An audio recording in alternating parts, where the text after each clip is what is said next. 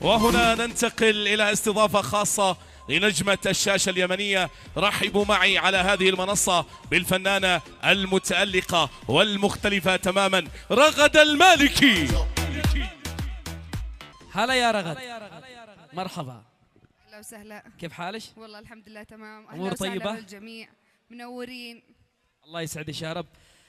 اليوم انت تشاركينا هذه الفرحة، ما رايش انت بالجمهور اليمني، هذا الجمهور الرائع اللي يستحق بالفعل افضل واروع جمهور، والف الف مبروك للفائزين، والفوز ان شاء الله فللجميع باذن الله، وما حد يخرج ان شاء الله زعلان.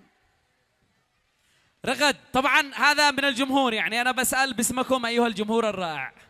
رغد المالكي، اكثر موقف او مشهد درامي محرج ايش يضحكوا الناس؟ طيب شو يضحكوا ولا لا؟ شو يضحكوا؟ بتقول محرج لا.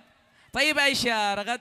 ممكن موقف مؤثر تشرحي او مشهد كذا جذبك، او يعني مشهد حسيتي ان انت قدمتي من رسالة من خلاله؟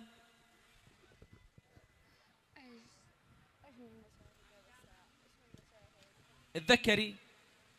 مشاهد كثيرة. الذي كان معنا السنة دي أنا وحبيب الذي كان ابني. حبيب أينه؟ موجود هنا. تعال يا حبيب، تعال.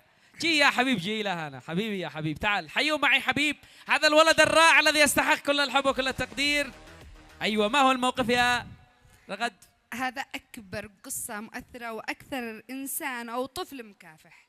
هذا الطفل يا الله، والله العظيم أكثر طفل مكافح ومبدع ومتألق وأيضا ممثل، والمستقبل أمامه مليء إن شاء الله ومحفوف إن شاء الله أمامك بكل الحب. شكرا لك يا رغد، بالفعل يستحق هذا الولد الرائع. ايش تحب تقول؟ أقول بسم الله الرحمن الرحيم، وأشكر عما رغد وأشكركم كلكم. الله الله الله الله حبيبي، الله يسعدك.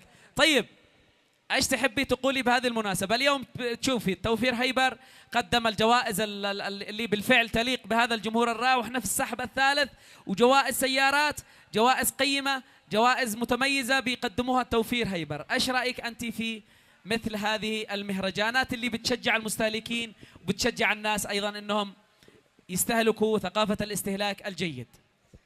الله يوفقهم ان شاء الله، والتوفير هيبر معروف بالتخفيضات حقه، معروف جدا، وانا من اول الاشخاص الذي انا فيه من زمان، انا ونادر من زمان مش من اليوم، من قبلكم كنا احنا نمسك المهرجانات من اول. الله يوفقهم وان شاء الله اشوف لهم افضل التقدم والنجاح باذن الله. الله يسعدك يا رغد.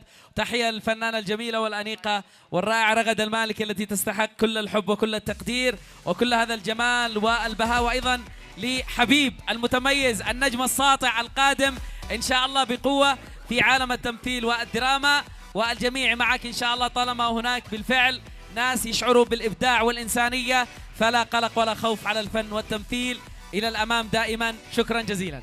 تحية للفنانة رغد المالكي وللطفل المبدع حبيب.